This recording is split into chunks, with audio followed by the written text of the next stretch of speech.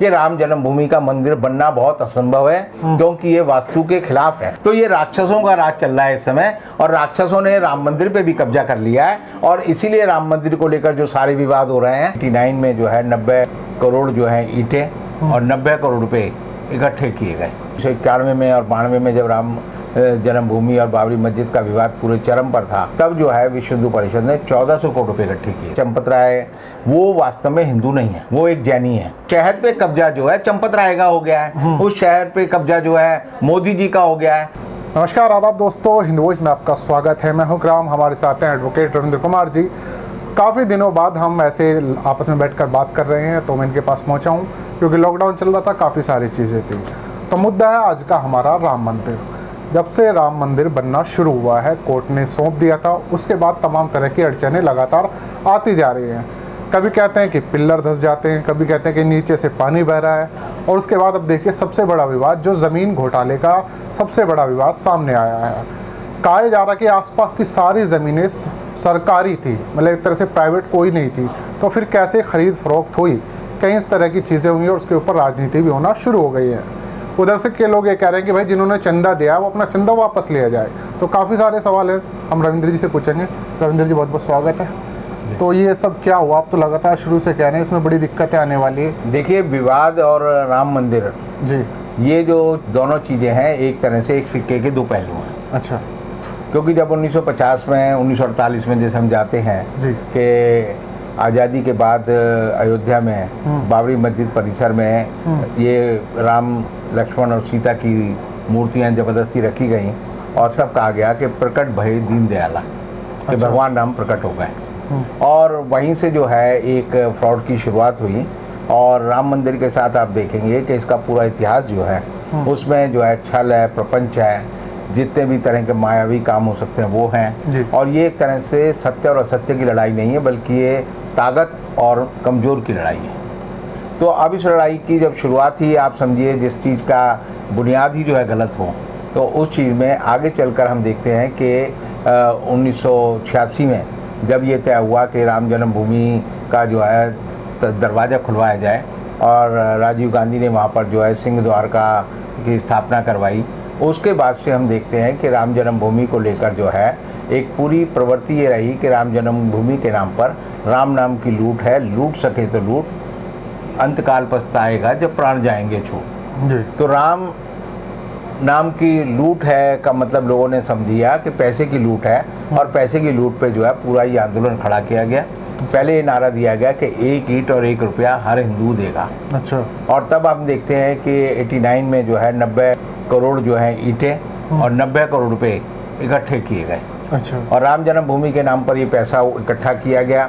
उस समय विश्व हिंदू परिषद के दिल्ली के जो अध्यक्ष थे बैकुंठलाल शर्मा प्रेम, तब मैंने पोस्टर भी निकाला था जिसमें हमने कहा था कि 90 करोड़ रुपए जो है विश्व हिंदू परिषद ने कहाँ रख दिए, कहाँ खा गई, ये बताएं। और तब मैं आपको याद दिलाना चाहूँगा कि बैकुंठलाल शर्मा प्रेम ने मुझे एक जो है 100 करोड़ रुपए का एक मानहानि का नोटिस दिया था। अच्छा। तो उस नोटिस को हमने कंटेस्ट किया, और उस नोटिस में ये था कि विश्वबंधु गुप्ता एक इनकम टैक्स के चीफ कमिश्नर होते थे, उन्होंने मेरी बात को कहा कि रविंद्र कुमार जो कह रहे हैं वो ठीक है, और उसके बाद जो है विश्व हिंदू परिषद को अपना वह नोटिस वापस लेना पड़ा। उसके बाद हम देखते हैं कि 1991 में और 92 में जब राम जन्मभूमि और बाबरी मस्जिद का विवाद पूरे चरम पर था, अब बाबरी मस्जिद को ढहा दिया गया था, तब जो है विश्व हिंदू परिषद ने 1400 करोड़ रुपये इकट्ठे किए थे।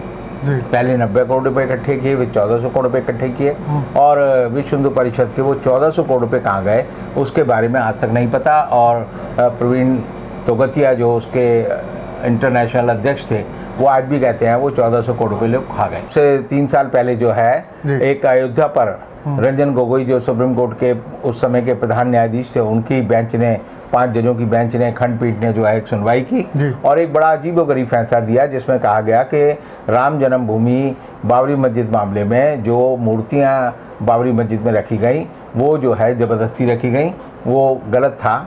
दूसरा, उन्होंने कहा कि 1992 में राम जन्मभूमि बाबरी मस्जिद मामले में ही बाबरी मस्जिद को ढहाना जो है एक आपराधिक कृत्य था। तीसरा, उन्होंने कहा कि जिन लोगों ने ये बाबरी मस्जिद गिराई है उनके ऊपर जो आपराधिक मुकदमा चलना चाहिए। और चौथा, उन्होंने फैसला दिया कि राम जन्मभूमि वाला जो स्थान है वहाँ पर बाबरी मस्जिद के नीचे कोई प्रमाण नहीं है कि वहाँ पहले कोई राम मंदिर था। तो ये चारों बातें अगर हम न्यायिक तराजू पर तोलें तो पता चलता है कि उसके बावजूद भी सुप्रीम कोर्ट ने कहा कि जन भावनाओं का सम्मान करते हुए हम जो है यहाँ पर राम मंदिर बनाने के लिए कहते हैं और एक ट्रस्ट बनना चाहिए। ट्रस्ट की उन्होंने पूरी भूमिका बताई कि केंद्र सरकार ट्रस्ट बनाएगी, केंद्र सरकार इसमें क्या क्या करेगी। 62 एकड़ ज़मीन में जो है ट्रस्ट जो है मंदिर बनाएगा और बाबरी मस्जिद के लिए अयोध्या की परिसीमा के बाहर जो है 5 एकड़ ज़मीन मस्जिद के लिए दी जाएगी। ये फैसला देने के बाद आप देखिए कि जिस तरह से उस मंदिर के ट्रस्ट का निर्माण किया गया, उस मंदिर को बनाया गया, उसमें सारे लोग जो हैं, जितने भी लोग हैं, उनको राम के प्रति पूरी आस्था नहीं है। जैसे जो अब विवाद आप देखते हैं कि चंपत राय के बारे में जो बार बार बातें आ रही कि चंपत राय बंसल उसके जो है कर्ता धर्ता हैं, जनरल सेक्रेटरी हैं, वो वास्तव में हिंदू नहीं है, वो एक जैनी है। और मुझे बड़ा अजीब लगता है कि अन्य धर्मों के कामों में जैनी क्यों रुचि लेते हैं। जैसे कि हम देखेंगे शिरडी साईं बाबा का जो पूरा मंदिर है, उसकी जो मैनेजिंग कमेटी है, उसमें सारे जैनी लोग शामिल हैं। यानी वो मंदिर जो है वो साईं बाबा का मंदिर है, उसको मानने वाले हिंदू भी हैं, मुसलमान भी हैं, लेकिन उसका सारा प्रबंधन जो है वो जैन करते हैं। ऐसे ही राम जन्मभूमि में जो चंपत राय है वो जैन है, उसके बावजूद वो जो है राम जन्मभूमि के कर्ता धर्ता बने हुए हैं। और जब वो बने हुए हैं तो आप देखिए कि दोनों बातों में एक समानताएं हैं। जिस तरह से राम मंदिर बन रहा है और जिस तरह से शिरडी साईं बाबा का जो मंदिर है शिरडी में, उसकी जो देख रेख होती है, उन दोनों में बड़ी समानताएं पाएंगे आप। और यही समानता की वजह है कि वहाँ पर जो ट्रस्ट है वो करोड़ों रुपए कमाता है, वो बार बार बताता है इतने का चढ़ावा आया, इतना आया, और अपने धर्म के वो जितने भी काम होते हैं वो जैन धर्म के वो करते हैं। इसी तरह चंपत राय ने क्या किया कि राम जन्मभूमि में उन्होंने हर मामले में हर जगह उनको पूरी छूट मिली हुई है, एक तरह से उन्हें विशेषाधिकार मिला हुआ है कि वो वहाँ पर कुछ भी करें। अब जब 5 अगस्त को पिछले साल 2020 में 12:12 के बाद जो है वहाँ पर राम जन्मभूमि मंदिर की स्थापना के लिए भूमि पूजन हुआ, तो उसमें आप देखेंगे 22 किलो 600 ग्राम की एक ईंट रखी गई, एक आ गया सोने की ईंट रखी गई। लेकिन जो अब की हरकतें हैं उससे कई लोग ये भी कहते हैं कि इस ईंट की भी जांच होनी चाहिए कि वास्तव में उसमें सोना और चांदी था या राम चंपत राय ने वहाँ पे भी कुछ चंपत कर दिया। तो राम जन्मभूमि का जो मंदिर है जो अब बन रहा है और जो अब घोटाले साथ आ रहे हैं, हम देखते हैं कि हर आदमी जो है बहती गंगा है उसमें जो है हाथ धोने में लगा हुआ है। अभी जो के मेयर हैं उनका नाम है हरीश उपाध्याय, उनका जो भतीजा है उसने जो है दीप नारायण ने जो है नजूल लैंड को ही जो है राम जन्मभूमि ट्रस्ट को चेप दिया और 2.5 करोड़ रुपए ले लिए। और वो कहते हैं हाँ जी नजूल भूमि है, मेरे किसी काम की नहीं थी। नजूल भूमि का मतलब ये होता है वो सरकारी भूमि है, उस पर कोई भी काम जो है सरकार की अनुमति के बिना नहीं किया जा सकता, लेकिन वो भी उन्होंने राम जन्मभूमि को बेच दी। उससे पहले जो खबर आ रही थी वो लगातार ये आ रही थी कि हरीश पाठक, उसकी बीवी सुनीता पाठक और उसका बेटा जो था विकास पाठक, इन तीनों ने मिलकर जो है एक Saket goat farming limited company बनाई 2009 में, और उसमें ग्रामीण लोगों को कहा गया कि आप 5,000 रुपये दो और आपको जो है 52 महीने बाद जो है या तो 8,000 रुपये मिलेंगे या आपको 2 बकरियां दी जाएंगी। और उसका वो करोड़ों रुपया लेकर जो फरार हो गए। और फरार होने के बाद अब वो सरफेस हुए फरवरी में, और उन्होंने जो है हम देखते हैं कि पहले 2 करोड़ रुपए में ज़मीन खरीदी और उसके उसी दिन 5 मिनट बाद वो ज़मीन जो है 18.5 करोड़ रुपए में रामभूमि ट्रस्ट को बेच दी।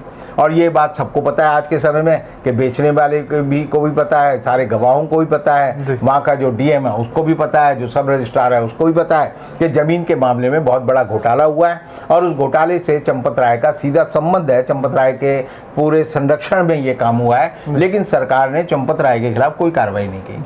अब इसमें बीच में सवाल ये आता है कि ये सब हो रहा है, योगी जी इस पर खामोशी है, योगी जी की आरएसएस की खामोशी है, तो इनका क्या मतलब है, क्या राजनीति है इसके पीछे? देखिए आप समझिए कि एक मान लीजिए हमने कोई आंदोलन किया और उसमें सब लोगों ने मिलकर, मान लो लाखों करोड़ों लोगों ने अपनी शहादत भी दी, दिन रात पसीना भी बहाया, पैसा इकट्ठा किया।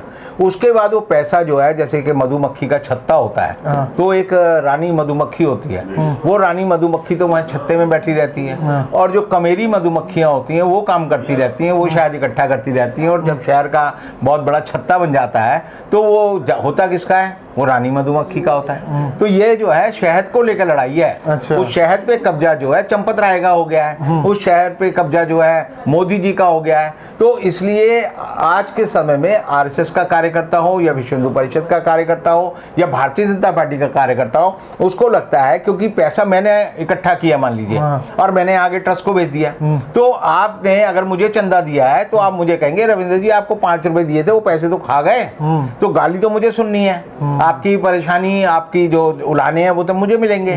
तो इसलिए जो है आम कार्यकर्ता को लगता है कि हमने राम जन्मभूमि के नाम पर हम भगवान के लिए काम कर रहे थे, लेकिन ये तो भगवान को भी धोखा देने में लगे हुए हैं, भगवान को भी लूटने में लगे हुए हैं। तो इसलिए इनके खिलाफ जो है लोगों का आक्रोश बन गया है। और अब ये जो है, मैंने जैसे शुरू में भी कहा था आपको, आज भी मैं दोबारा कह रहा हूं कि राम जन्मभूमि का मंदिर बनना बहुत असंभव है, क्योंकि ये वास्तु के खिलाफ है।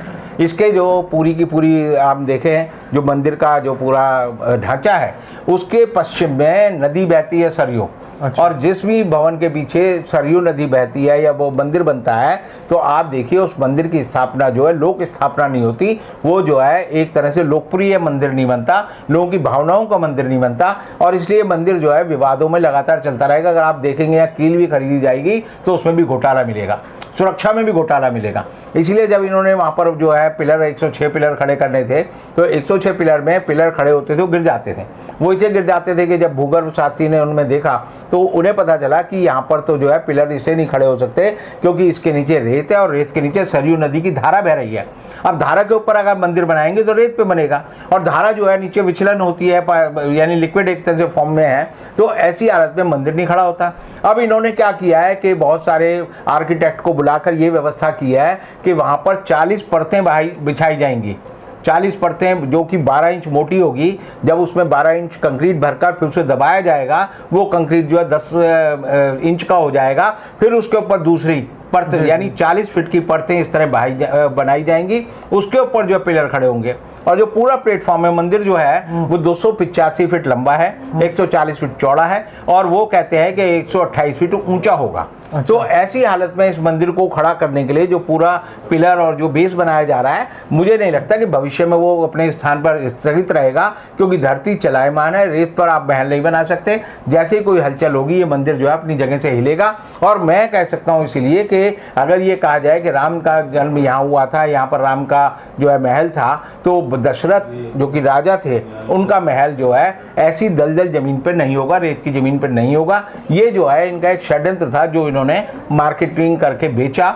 और यही बात है कि आज के समय में हम देखते हैं कि अभी आज ही खबर आई है कि एक लोगों ने वेबसाइट बना ली राम जन्मभूमि ट्रस्ट की, और उस वेबसाइट में जो है हम देखते हैं कि आशीष गुप्ता, एक सूरज गुप्ता, एक नवीन कुमार, एक अमित झा, इनके खिलाफ जो है एफआईआर दर्ज हुई है। अच्छा। इन्होंने जो है एक पूरी वेबसाइट मिलती जुलती राम जन्मभूमि ट्रस्ट वाली वेबसाइट बना ली और लोगों से कहा कि आप जो है पैसा हमें पेटीएम से भेजो और दूसरे माध्यमों से भेजो, और उसमें जो है 48 करोड़ रुपए उन लोगों के पास इकट्ठे हो गए। तो राम के नाम पे जो है लूट इस देश में मची हुई है और हर आदमी लूटने में लगा हुआ है। और इसकी वजह यह है कि ये विवाद इस साल ही क्यों शुरू हुए। आपके मन में भी सवाल आएगा, मेरे मन में भी सवाल आएगा, अगले साल चुनाव भी है कि नहीं, कि 14 अप्रैल के बाद ये विवाद क्यों शुरू हुआ है। तो जो लोग हिंदू धर्म मानते हैं वो इस संवत्सर का नाम जो है हमारे धर्म के मुताबिक, हमारे पंचांग के मुताबिक राक्षस है। ये राक्षस संवत है, ये राक्षस का साल है, यानी इस साल आपको बुरी खबरें मिलेंगी, अच्छी खबरें नहीं मिलेंगी। और राक्षस क्या करते हैं, राक्षस क्या करते हैं, साधुओं को परेशान करते हैं। रामायण जो है वो इसी बात पे लिखी हुई है कि भगवान जो है राक्षसों से प्रताड़ना जो लोगों को हो रही थी उससे बचाने के लिए आए थे। तो ये राक्षसों का राज चल रहा है इस समय, और राक्षसों ने राम मंदिर पे भी कब्जा कर लिया है। और इसीलिए राम मंदिर को लेकर जो सारे विवाद हो रहे हैं उसमें सरकार, जो आपने एक सवाल किया कि योगी जी इस मामले में क्यों चुप है, तो योगी जी इस मामले में चुप नहीं है। योगी जी की सरकार देख रही है कि क्या हो रहा है। योगी और मोदी जी के बीच का झगड़ा जो है वो दिन पे दिन बढ़ता जा रहा है, और मोदी जी ने हर कदम पर, अब आप देखेंगे 2 महीने से बंगाल के चुनाव होने के बाद हर कदम पर प्रधानमंत्री मोदी को, आरएसएस को, विश्व हिंदू परिषद को और भारतीय जनता पार्टी को पटकनी दी है। अभी आपने देखा कि चंपत राय पे लोगों ने आरोप लगाया कि बिजनौर में जो है गौशाला की भूमि थी, जिसमें अलका लोहटी नाम की एक औरत कहती है कि मेरे जो गौ भूमि पे कब्जा कर लिया इन्होंने, गौशाला पे कब्जा कर लिया। तो एफआईआर किसके खिलाफ दर्ज हुई? एफआईआर जो है चंपत राय के खिलाफ नहीं हुई। FIR जो हुई वो जनसत्ता के एक पुराने हमारे दोस्त थे, पत्रकार थे, अच्छा। उनके खिलाफ दर्ज हुई है। अच्छा। और RSS के वर्कर के खिलाफ हुई है। और विनीत नारायण जो है, जो कि एक प्रसिद्ध, जिन्होंने की जैन हवाला डायरी वाला जो कांड था उसे उजागर किया था। अच्छा। और वो जो है वहाँ पर वृंदावन में जो है, वृंदावन में और वो परिक्रमा जहाँ लगाते हैं जी, जी। वहाँ पर जो है उसके विकास का काम कर रहे हैं, तो उन पे FIR दर्ज की गई है। तो इसलिए आप देखिए कि ये चंपत राय जो है एक तरह से जैसे रावण को लोग याद करते हैं, ऐसे चंपत राय जो है रावण की तरह बदनाम व्यक्ति है। वो राम जन्मभूमि के मामले में अगर जब तक उसे नहीं हटाया जाएगा, जब तक उसको सजा नहीं दी जाएगी, जब तक उसे जेल नहीं भेजा जाएगा, तब तक राम जन्मभूमि के विवाद जो है सामने आएंगे। और मैं ये बात और कहना चाहूँगा कि राम जन्मभूमि जो है ट्रस्ट है, और ट्रस्ट में अगर इस तरह के विचलन होते हैं, ट्रस्ट में इस तरह की धोखाधड़ी होती है, फ्रॉड होता है, तो ट्रस्ट जो है, जो हमारा CPC है, सिविल प्रोसीजर कोड, उसके सेक्शन 92 में ये ट्रस्ट जो है भंग होना चाहिए। और जब ये ट्रस्ट भंग होगा तो उसके बाद नया ट्रस्ट बनना चाहिए, और नए ट्रस्ट को जो है पूरी के पूरे अधिकार उन लोगों को उसमें शामिल करना चाहिए जो कि पूरी तरह से शुचिता वाले लोग हैं, ईमानदार लोग हैं, जो लोग हैं हर तरह से जो है धर्म का और अच्छे जीवन का चाल चलन रखते हैं।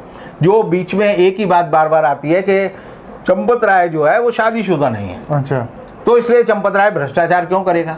तो मैं उसका जवाब ये देना चाहता हूं कि हिटलर भी शादीशुदा नहीं था। अच्छा। हिटलर ने पूरी दुनिया को बर्बाद कर दिया, लेकिन हिटलर की शादी नहीं हुई थी। तो अगर ये बीजेपी वाले होते तो हिटलर के बारे में भी कहते हिटलर ने तो शादी की नहीं, तो हिटलर किसके लिए दुनिया में मारकाट कर रहा है? तो ये नहीं समझ रहे कि शैतान राक्षस जो है ये भी शादी नहीं करते। शादी करना जो है एक सभ्य आदमी का काम है, जो समाज में रहना चाहता है। जो आदमी है ही सभ्य, जो है ही दूसरों की संस्कृति को, राक्षस संस्कृति क्या होती है? राक्षस का काम क्या होता है? दूसरे का बना खाना खा जाए, दूसरे की बीबी को उठा के ले जाए, उसके साथ बलात्कार करे, दूसरे का पैसा लूट ले। तो इसलिए कहना कि ये कुंवारे आदमी है, चाहे मोदी जी हों या योगी जी हों या चंपत राय हों, इनकी ये विशेषता नहीं है, ये इनका अवगुण है, क्योंकि ये सभ्य नहीं हुए। और जो आदमी सभ्य नहीं हुआ, राम तो खुद विवाहित थे। तो राम का मंदिर जो है, अगर कोई ऐसे लोग जो कहेंगे कि हम तो अविवाहित हैं इसलिए हम कोई बुरा काम नहीं कर सकते, तो मैं उल्टा कहूँगा कि जो अविवाहित हैं वो लोग ज़्यादा खतरनाक है, कि उनकी निगाह जो है हमेशा भुक्कड़ों की तरह दूसरों की चीज़ों पर लगी रहती है। और यही राम जन्मभूमि वाले मामले में आज के समय में हम देख रहे हैं। बहुत बहुत शुक्रिया रविंद्र जी, आपने इस पूरी जो एक कहानी शुरू हुई, इसका पूरा विवाद है, इसका एक एक पहलू हम लोगों को बताया और दर्शकों की समझ में आ गया होगा। आप लोग कमेंट कर सकते हैं और अगले एपिसोड में जल्दी ही रविंद्र जी से मुलाकात कराएंगे। तब तक के लिए दीजिए इजाज़त।